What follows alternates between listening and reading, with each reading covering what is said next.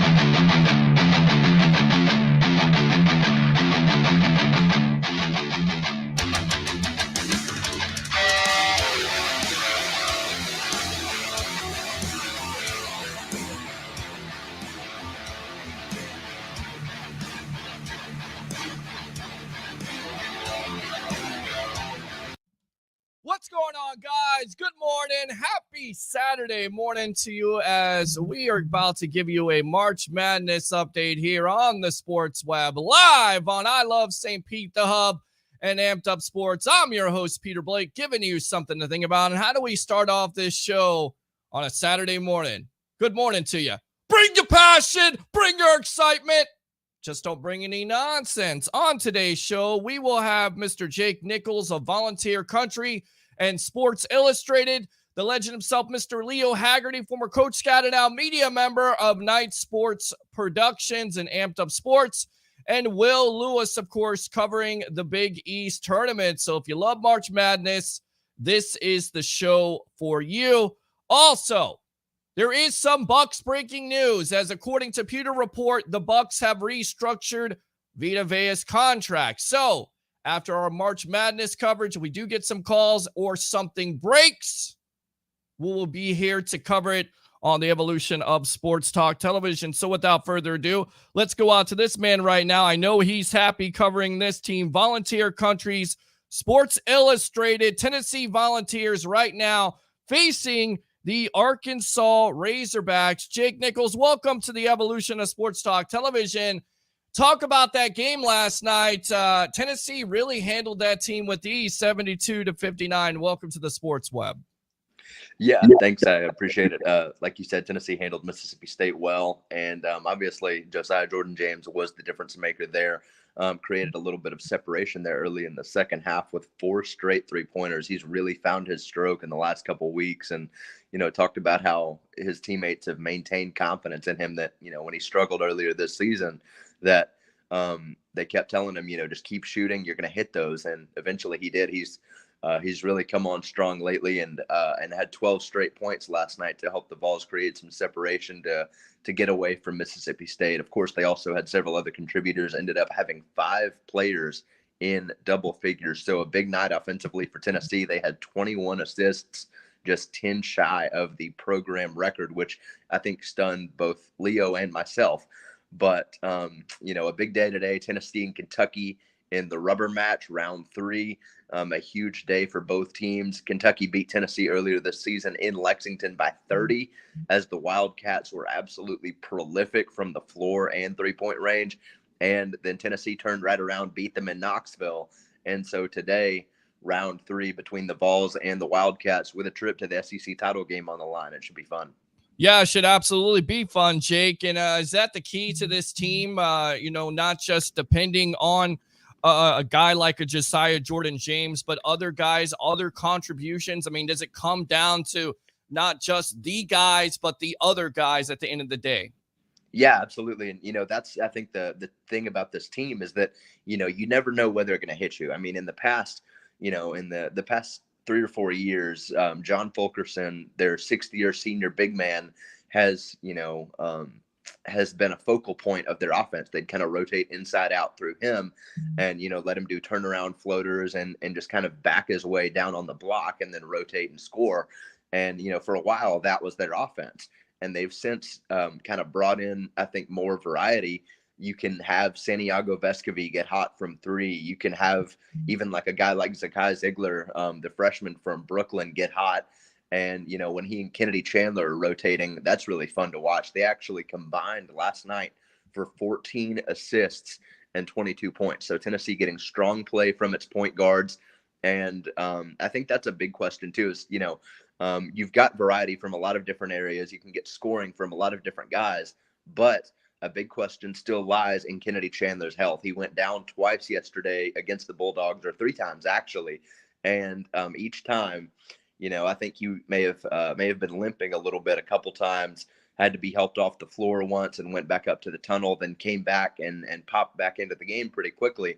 But Rick Barnes, Tennessee's head coach, said last night after the game that, he trusts his freshman point guard and said, hey, if I see you limping, I'm going to make a deal with you. If I see you limping, then you're coming out. But until then, it's on you and it's up to you. And Chandler kept saying, I'm fine. And his teammates asserted that he was okay last night. But that would be a really big deal if he's not 100% today to go against the Wildcats, just because you're talking about a possible lottery pick in the NBA draft this summer that won't be able to help his team, or that might not be at, I guess, his full strength today. You talked about Barnes, and Leo hit on this because he's a former coach and he would know how much of an advantage, or how much is it, how great is it to have a coach like a Rick Barnes? I mean, like Leo said, he's won everywhere he's gone, and now you're going to face a coach in John Calipari. So do you feel like you guys do have an advantage, and your program has definitely taken that next step and possibly could be on to the tournament today? But, how much is it an advantage to have a Rick Barnes as your coach? I think it's a tremendous advantage, just given, like you said, the success that he's had at every stop. But, regardless of what happens today, Tennessee is in the big dance. Now it's just a matter of whether they're fighting for a 2 or 3 seed. I guess it also kind of depends on how Duke and a couple of the teams do in the ACC tournament. But, they're getting to the big part of March Madness either way. Now it's just a matter of, wanting to finish off with some momentum in the SEC tournament. But John Calipari has plenty of success on his resume too. He's been to Final Fours, and obviously he's one of the best in the game. And he and Rick Barnes, that's actually a talking point among Tennessee fans, that, Rick Barnes is among that upper echelon of coaches in the country in terms of what he's being paid.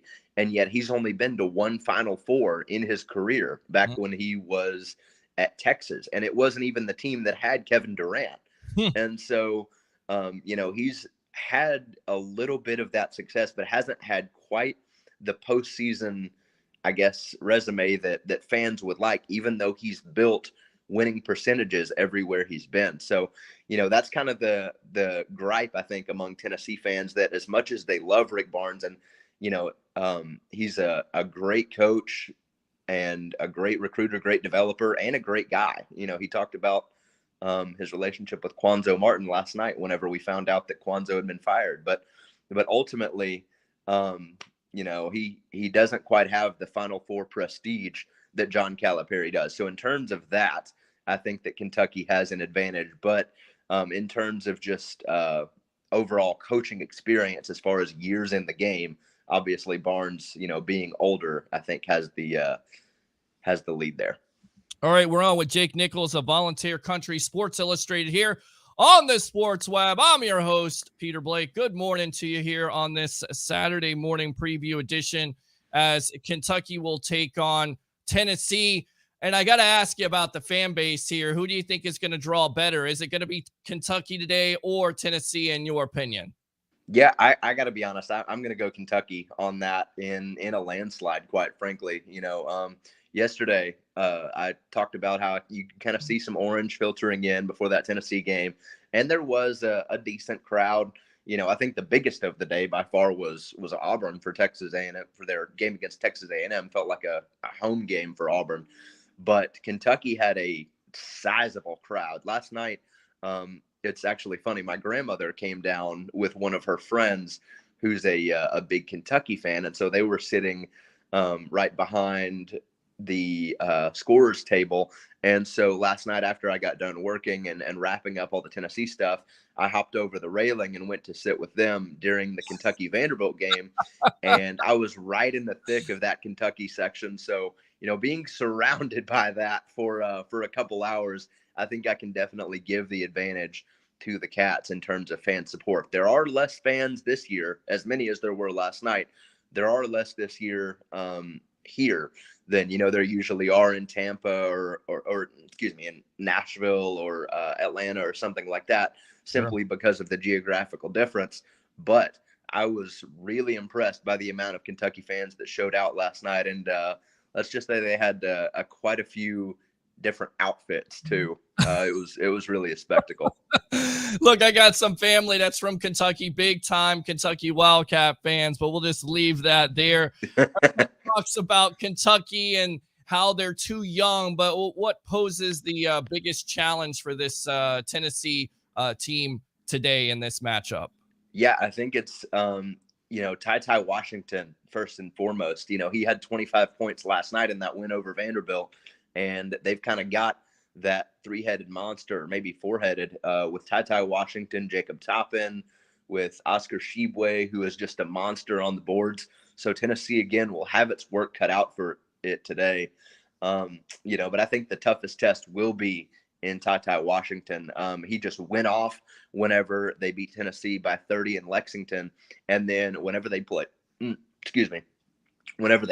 in Knoxville, Ty was a little bit banged up. I think he had a leg injury going on, but he is fully healthy now. And so your main task is to contain him, but you've also got to worry about Tshiebwe. You've also got to worry about Toppin. You've also got to worry about, guys like Kellen Grady out on the perimeter, who's really good from three. So Kentucky definitely presents quite a monster today for the Vols, but I think the biggest challenge will be in handling Ty Washington, and if Tennessee can handle that crowd. Like I mentioned, Kentucky had a massive crowd last night. Still not what they've had in the tournaments past, but still really impressive. And given, I think, the discrepancy, honestly, between Tennessee fans and Kentucky fans that are going to be there today, I think it'll feel maybe not quite like a Kentucky home game, but much more one-sided than it would be normally for a neutral site game. So how does Tennessee handle that atmosphere? How does Tennessee handle Ty Washington today? I think are the two biggest questions. There you go. And Tennessee, their biggest advantage going into this game versus Kentucky, in your opinion? Yeah, I think right now it has to be, like I mentioned before, the variety, because you never know quite where you're going to get it from Tennessee. You could, if Kennedy Chandler is fully good to go, he could go off, and, he and Zakai Ziegler have been quite a combo. But we've also seen great shooting at times from Santiago Vescovi this season. But as people have pointed out, as Rick Barnes has said time and time again, I think that X factor is in Josiah Jordan-James. Obviously, like I said before, he's come on recently, and he has really come out of a slump earlier this year. Can he add that extra oomph, I guess, to Tennessee to put it over the top? And for that matter, they also have to have great production from their freshman bigs. Can Jonas Idu and Brandon Huntley-Hatfield work in conjunction with John Fulkerson and Uros Plavsic, two of those veterans down low, to try to combat Tshiebwe and the rest of what Kentucky offers in the paint? So I think Josiah Jordan-James is definitely going to be an X factor for Tennessee, but you've also got to worry about the bigs and whether or not they can compete with Tshiebwe And like I said, just overall trying to contain Washington as best you can, because he's going to get, I think, a sizable amount, whatever the case today. But the key is, can you contain him and also be able to kind of spread your defense around to defend the rest of what Kentucky has to offer? All right, good stuff there. Jake Nichols, Volunteer Country Sports Illustrated. Once again, go ahead and promote yourself here on the Evolution of Sports Talk Television. Yeah, absolutely. So you can follow me at jnichols_2121 on Twitter, and then give me a follow there. You can find all our work at sports, if I can talk, at si.com/Tennessee, and you can find everything there. I'm the same way in the morning. Got to get that coffee to get going here. Thanks a lot for your time. Jake Nichols here on the Sports Web Live on I Love St. Pete, the Hub, and Amped Up Sports. All right? I appreciate it, Peter. I'm going to go get some coffee. All right, get some coffee and have a good game. There you go. It happens to the best of us. And speaking of the best here, we got the legend himself, former coach, scout, and now media member of Night Sports Productions and Amped Up Sports, Mr. Leo Haggerty. Good morning to you. And what a tournament you guys have had there at Amalie Arena. I mean, they have really rolled out the red carpet for you. Good morning here on the Evolution. Absolutely, Peter. But how do I follow that guy? I mean, dear God, he lives and dies Tennessee Volunteer Athletics. And the best thing is, Peter, we're going to get him for football season too. So I'm really excited about Jake Nichols coming on board and being our guy inside the locker room there for what's going on. I love it. I absolutely love it. And of course, I like to ask him about, Tennessee Volunteer draft prospects. Of course, we have the draft just right around the corner. There was some breaking news this morning, if it is breaking news, but the Tampa Bay Buccaneers have restructured Vita Vea's contract, according to Pewter Report, which has freed up about $7.62 million.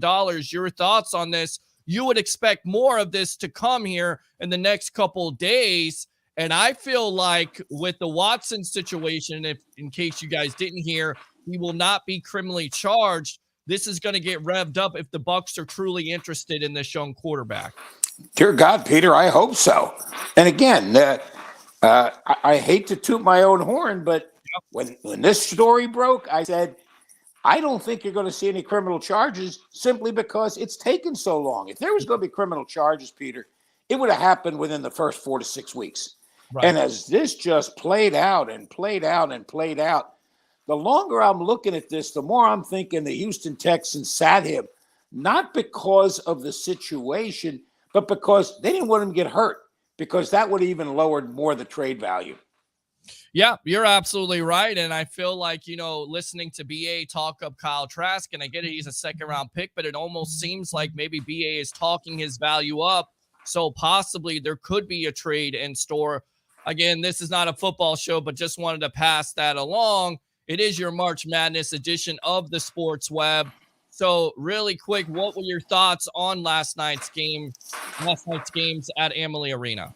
Peter, real quick, though, is Will still in the he's not. So yeah, he had to go. He just wanted to tell me. Okay. But I'll tell you what, Peter, Texas A&M is fun to watch. Mm-hmm. I'm just wondering how much they're going to have left in the tank against Arkansas. This is a strange situation, is that 3 of the 4 top seeds moved on. You look at the Big Ten, they lost their 3 top seeds right out of the gate in this double bye. And if you go to Amped Up Sports, you'll see the article I wrote. Yeah, you're getting the rest, but you know what? You're playing in these cavernous arenas where you have no backdrop. And again, why did Arkansas win?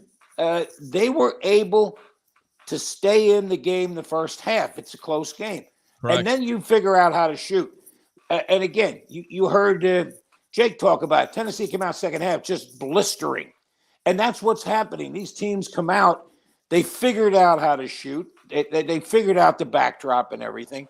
But Arkansas A&M is going to be a war. And I'll tell you what, Peter, the second game, Tennessee and Kentucky leave the knives and forks at home, because this is going to be a battle. Yeah, and I kind of wonder, and we talked about it throughout this whole this whole tournament coverage here on the Sports Web. Kentucky's too young. They're deadly, especially inside there, and that's kind of the matchup I'm looking at when it comes to Kentucky and Tennessee. You know what, Peter? This game's going to be played somewhere between 10 and 11 feet, because Tennessee's got size. Kentucky's got just explosive leapers. To see where he turned the whole game around when Vanderbilt, who give them credit, boy, they hung tough for about 36, 37 minutes. And they ended up getting almost a breakaway layup, and he comes out of nowhere, knocks it back, boom, and they get it. It's a 4-point play. The two Vanderbilt didn't get, and the two that Kentucky got, and then all of a sudden, Kentucky just got scorching hot from the 3-point line, drilled 4 in a row, and that was it. Game over. But Peter, what's surprising me the most about this tournament is how the teams are adjusting to the officiating. And again, we saw in the Florida A&M game, both teams were shooting the bonus 2 minutes into the second half. They were in the double bonus at the 16-minute mark. And we're starting to see them get a feel for what the officials are calling. Right. And you know, that's you don't know how that's going to play out. If it's a very physical game, you don't know if they're going to let them play or not. But I'll tell you what, I expect to see very few fouls called in both these games because these are both two very physical, aggressive teams. Yeah, no, absolutely. And you talked about Rick Barnes. He doesn't get enough credit. And even Jake said the reason why he doesn't is because he really doesn't have national championships, not even only one Final Four, but it's really not fair. And again, he does give the Volunteers that big time advantage over any team, especially even as we say it here, Kentucky. You know what, Peter? I'm going to throw out a trivia question real quick. Okay. How many years was John Wooden at UCLA before he won an NCAA championship? I believe 10. Keep going. 18. Wow. Now, do you think a coach today could last 18 years without going to a national championship, winning a national championship? No. Exactly. And again, we were in the locker room when Ben Howland and Rick Barnes were informed that Coach Martin got dismissed. And you could see Ben Howland was in shock. And I don't know if you caught any of Rick Barnes' interview, but Rick Barnes goes, I've got 2 adopted black grandchildren. And the first thing I did was call Coach Martin and say, hey, what do I need to know? What do I need to do? Mm-hmm. His wife got on the phone with my daughter, and I go, wow, why would you get rid of somebody like that? Because right now, Peter, you got to throw away the last 2 years. Mm-hmm. People are getting in the portal. Missouri's playing with 8 guys. I mean, that was amazing. And again, 2 guys that played major minutes for them got in the portal and left for whatever reason. We don't know. But, you know what? Now they don't need a reason. All I got to do is get in the portal. So it's not only becoming, as Jeff Scott says, you got to recruit them, you got to retain them. And that's the key. That is the key here. Let's go on to the other matchup, and I'm really interested in this one. Texas A&M versus Arkansas. And to me right now, A&M, like you said before, is playing with house money. They're playing with a lot of confidence, and I think it's a direct reflection of, speaking of coaches, Buzz Williams. Peter, the $64,000 question is, does A&M have anything left in the tank? Because they may be playing on fumes today. Mm-hmm. When you think about it, you're playing back-to-back games generally in less than 24 hours. That's asking a lot of people. So, Arkansas has only had to play 1. This is going to be A&M. They've been here since day 1. So right. It's amazing that that's still happening. But, again, don't put anything past the Aggies. They've been able to hang tough, and I expect this game, as well as Tennessee and Kentucky, to be very close at halftime, and then the second half, we'll see what they got left. We know that golfer John Daly will be out there with his big-time beard. He's a big-time Arkansas fan. What do you think Arkansas has to do to beat Texas A&M? What's the biggest advantage, in your opinion, in this game? Just play your game. Don't try to do anything special. Just play your game. And Coach Musselman does a good job with that. He definitely has a long bench. He's not afraid to use it. And they get after you. They're going to make I expect Arkansas to pick A&M up coming out of the locker room. They're going to make them. They're going to make them expend energy on every trip down the floor. I wouldn't be surprised to see them run that shot clock of 15, 20 seconds if they don't have a break, just to make Arkansas work, make A&M work, not only on offense but on defense. So it's if I'm Arkansas and if I'm Coach Musselman, I'm saying let's see what they got left and see if we can wear them out. Yeah, and I mean, one of the players here you're talking about from yesterday who really came up big in some situations, and we're on with the legend himself, Mr. Leo Haggerty, former Coach Scout and now media member of Night Sports Productions, Amped Up Sports. Quentin, and I want to call him Rampage Jackson because he was on a rampage yesterday, not the same guy who played Mr. T and, of course, the USC fighter, but he really was playing like that yesterday all over the court, offensively and defensively. Do you think he comes up big today for the Aggies? Wouldn't be surprised, Peter. They have so much confidence right now. They beat the number one in Auburn, and they didn't just win; they beat them.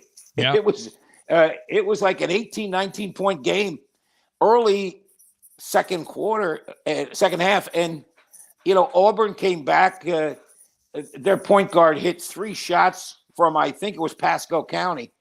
And I mean, the last one was at least 30, 35 feet. So it was crazy. Just nuts. So I expect A&M to play well. Peter, we're going to know if there's anything left in the tank in the first 10 minutes. Yeah. If they're in the game, look for this puppy to go down to the wire. Yeah, and I really want to see that. And I think the advantage in this game, if you're looking at it, and you talked about it yesterday with Musselman and the way he's coached the Razorbacks, is the 8 to 12-man rotations from the bench. I mean, if they can get that, you're going to have some fresh bodies, right?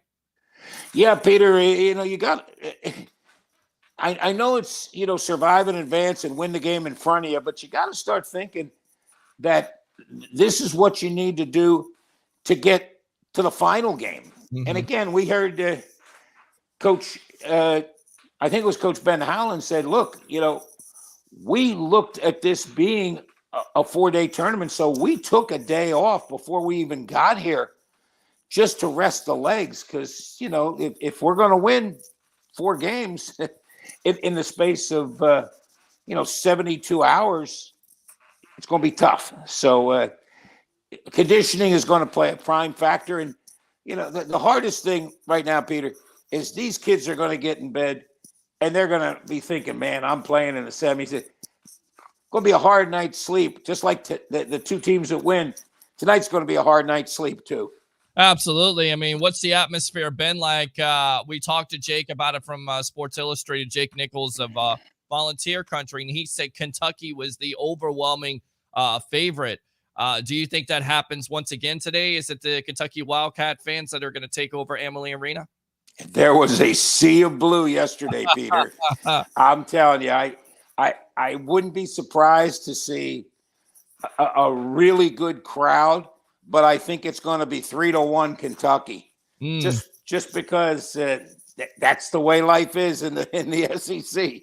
That Kentucky travels. It's like the Steelers. Mm-hmm. Doesn't matter where they're playing. It's like a home game. They just travel so well.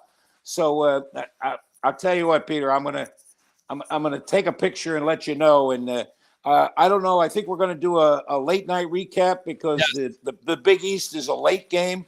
But I'll be able to jump on with you and Will tonight and talk about what goes on in the Big East again. Boy, Creighton just pulverized Providence yesterday. Wow. I think that's a big time surprise because, look, Providence had their scare and you're thinking, you know what? They're going to be able to overcome. But as we always talk about when it comes to tournament basketball, it's about defense. So why should this really surprise anybody with Creighton and the way they play defense against the opposing teams? Peter, you're absolutely right. And I expect the game tonight to be in the high 50s, low 60s at best. Mm-hmm. Wouldn't be surprised to see a 52-51 because both Villanova and Creighton defend like it's the last man at the Alamo. And again, I watched San Diego State last night. Tip-off wasn't until 12:20 in the morning. Wow. But again, they hold the number 1 offensive team, Colorado State, to 58 points. And that's just, when you, Peter, we talk about this in football. Offense sells tickets, defense wins championships, and in bad weather, good weather, away or home, defense shows up. Yeah, defense shows up, and it's also about guard play, but this front line for Creighton is pretty special in itself, right? Oh, yeah, and Peter, it's all about the guards when you get to the tournament. Mm-hmm. And again, Creighton is mammoth up front. And you're starting to see teams that have really good size, like Gonzaga, like Arizona, that just have those really big, long guys in the paint. They're starting to excel because they're figuring out that, you know what, I may be able to shoot 50% from 2 as opposed to 25% from 3 and still win the game. All right, good stuff. There you go. The legend himself, Leo Haggerty, live. He's been live at Amalie Arena for the SEC Conference tournament here. We got the semifinals today. We'll be back later on.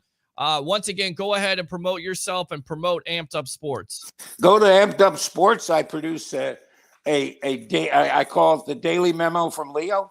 And today I'll give you a quick synopsis of what's coming out. You got to talk about Greg Popovich getting the record for most wins. And again, with the same team and the only team he's ever coached.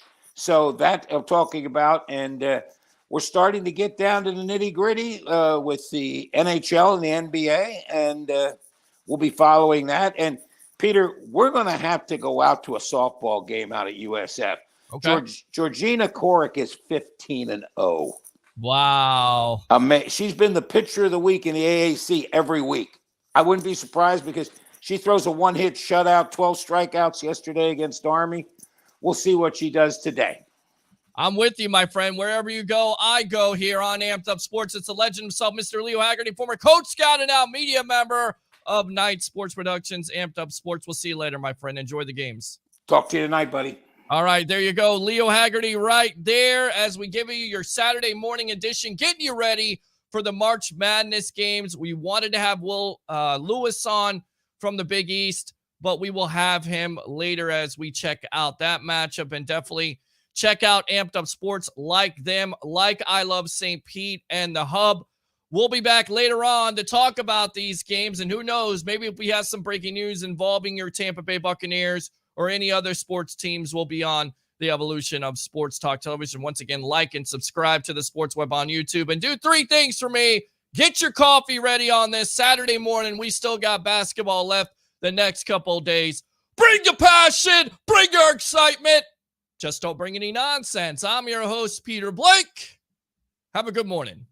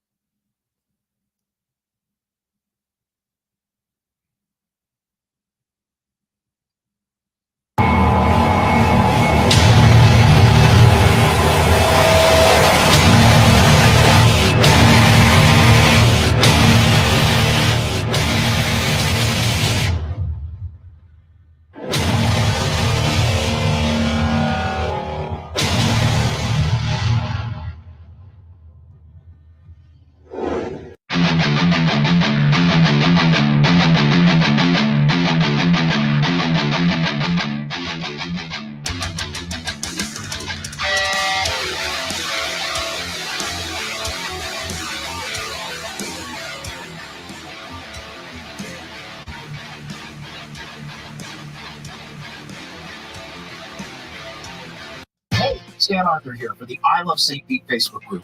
If you're a business owner looking to connect with tens of thousands of potential new local customers, you owe it to yourself to get enrolled in our Key Tag Rewards program.